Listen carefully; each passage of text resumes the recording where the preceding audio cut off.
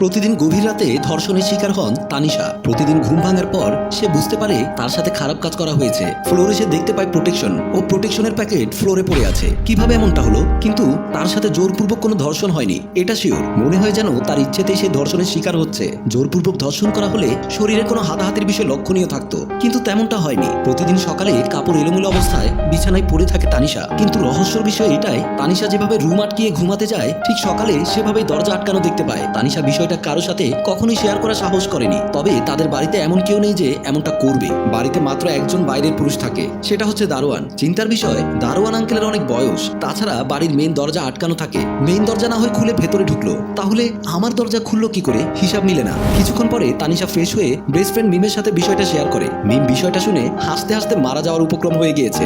আমি সিরিয়াস কথা বলছি আর তুই হাসছিস, তাই না? তো কি করবো তাহলে? কিছুটা হাসি দমিয়ে বলল, আচ্ছা, আমার মনে হয় তোকে প্রতিদিন ভূতে ধর্ষণ করছে করে হাসতে লাগলো। মজা বাদ দে, আমি যা বলি শোন, তুই আজকে আমার সাথে থাকতে পারবি? মিম বলল, পাগল নাকি? বাসায় কি বলবো?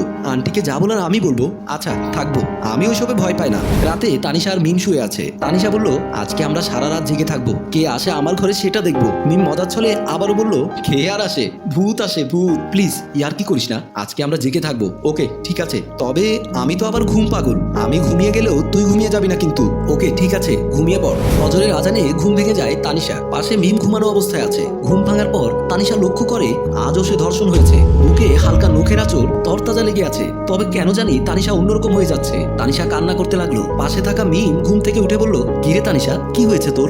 মিম, আজকে রাতেও আমি শিকার হয়েছি। মিম আবারও হাসি দিয়ে বলল, আরে পাগল, সব তো তোর মনের ভয়। তোর পাশে তো আমি আছি, তাহলে কি করে তুই ধর্ষণ হবি? তাছাড়া দরজা বন্ধ আছে, ওরকম কিছু হলে তো অন্তত পক্ষে আমি জানতাম। তানিশা 100% সত্যি করে বলল, তুই আমার গায়ের দিকে তাকিয়ে দেখ, এখনো নখের আঁচড় লেগে আছে। মিম এবার তানিশার দিকে তাকিয়ে বলল, সত্যি তো? তবে কিভাবে সম্ভব? মিম ভয় পেয়ে গেল, মুখের হাসি বন্ধ হয়ে গেল। মিম বলল, তানিশা তুই এসব কথা আঙ্কেল ও আন্টিকে খুলে বল, তাছাড়া আমি আজকে থেকে তোর সাথে আর থাকবো না।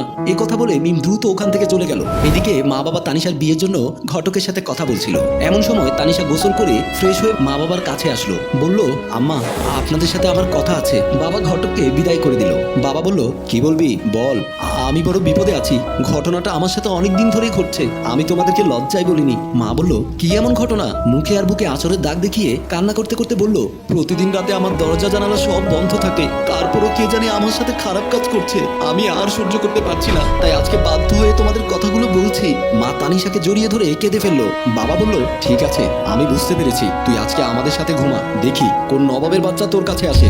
মা, এখন কিছু খেয়ে নে। তানিশা ওখান থেকে চলে আসলো। রাত হলে তানিশার কেন জানি খুব ভয় ভয় লাগে, কারণ প্রতি রাতে তানিশা ধর্ষণের শিকার হয়। মা বাবার সাথে ঘুমাতে গেল। মা বাবা দুজনেই জেগে রইল। তানিশার মাথায় হাত বুলাচ্ছে। তানিশা চোখ বন্ধ করে শুয়ে রইল। আজও তার বিপরীতে কিছু ঘটলো। হঠাৎ মা বাবা দুজনে অচেতন হয়ে গেল। একটা অদৃশ্য ছায়া এসে তানিশার হাত ধরলো। তানিশা অনেক কান্নাকাটি করলো, মা বাবাকে ডাকাডাকি করলো, কিন্তু কেউ তার কথা শুনে না। হঠাৎ একটা গায়েবী আওয়াজ শুনতে পেল। ভরাট কণ্ঠে বলল, এখানে তোর আওয়াজ কেউ শুনবে না, কারণ তোর আওয়াজের মধ্যে আমি ফরমালিন মিশিয়ে দিয়েছি। ওই খারাপ আত্মা মাথার উপর থাবা মারতেই তানিশা অজ্ঞান হয়ে গেল। ওই কালো আত্মা তানিশাকে অন্য রুমে নিয়ে গেল। সকালবেলা তানিশা ওয়াশরুম থেকে গোসল করে ঘরের কোনায় বসে কান্না করতে লাগলো। মায়াবী চেহারাটা ঝাপসা হয়ে গেল। দেখতে মনে হচ্ছে অনেক দিন ধরে অসুস্থ হয়ে পড়ে আছে। চেহারার দিকে তাকালে কেন জানি মায়া হচ্ছে। এদিকে মা বাবা দুজনে ঘুম ভেঙে চমকে উঠে তানিশা কোথায় খোঁজাখুঁজি করতে লাগলো। খুঁজতে খুঁজতে দেখতে পেল তানিশা ফ্রিজের কোনায় বসে একাধারে কান্না করে যাচ্ছে। মা দৌড়ে এসে জড়িয়ে ধরলো। বাবা বলল, মারে তুই চিন্তা করিস না, আমি এর একটা ব্যবস্থা করব।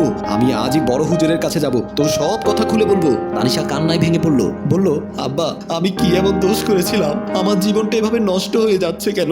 ইতিমধ্যে মা খেয়াল করলো তানিশার পেট আগের চেয়ে অনেক বড় হয়ে যাচ্ছে। মা তানিশার পেটে হাত দিতেই তানিশা ব্যথায় কাতর হয়ে উঠলো। মেয়ের করুণ অবস্থা দেখে মা কেঁদে তানিশাকে বুকে জড়িয়ে নিল। তানিশা বলল, মা, আমি মনে করেছিলাম অন্তত তোমরা রাতে ঘুমাবে না, আমাকে বিপদে ফেলে তোমরা ঘুমিয়ে গেছো। আব্বা বলল, আমি বুঝতে পেরেছি, আমাদেরকে কেউ জাদুর মাধ্যমে ঘুম পাড়িয়ে রেখেছে, যাতে তোর সাথে খারাপ কিছু করতে পারে। তানিশার মাকে বলল, তুমি মেয়েটাকে দেখে রাখো, আমি দেখি তার সাথে পরামর্শ করে কি করতে পারি। এ কথা বলেই বেরিয়ে গেল। কিছুক্ষণ পর আব্বা হুজুরের কাছে গিয়ে সব কথা খুলে বলল। হুজুর সব কথা শোনার পর বুঝতে পারলো এবং 3টা দোয়া পড়া দিল, 2টো তাবিজ দিল।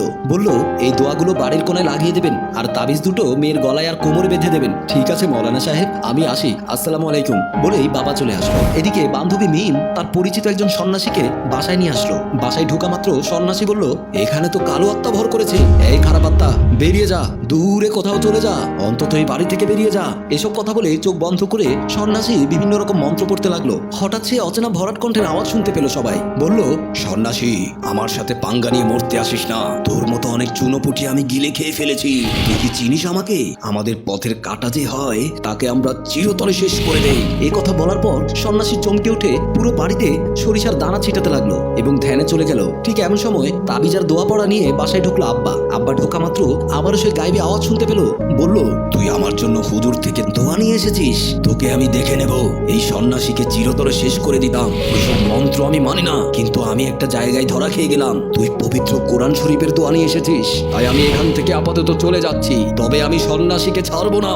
এই কথা বলার পর পুরো বাড়ি খুট করে অন্ধকার হয়ে গেল। ওই সময় সন্ন্যাসী বলে উঠলো, কেউ ভয় পাবেন না, লাইট জ্বালাও। আবারও সবাই আলো জ্বালালো। ওদিকে রুমে তানিয়ার চিৎকারের শব্দ শুনে সবাই দৌড়ে গেল। গিয়ে দেখলো তানিশা ছটফট করছে আর বলছে, আমাকে ছেড়ে দাও। বাবা দৌড়ে গেল, মা দৌড়ে গেল এবং সন্ন্যাসী ব্যাগ থেকে অল্প সরিষার দানা তানিশার গায়ের উপর মারার সাথে সাথেই নিস্তব্ধ হয়ে গেল। একটু পরে চোখ খুললো সবাই। তানিশার শরীরে একটা জিনিস লক্ষ্য করলো। তানিশার আগের মতো স্বাভাবিক সুন্দর উজ্জ্বল চেহারা হয়ে উঠলো এবং উঠে বসে পড়লো।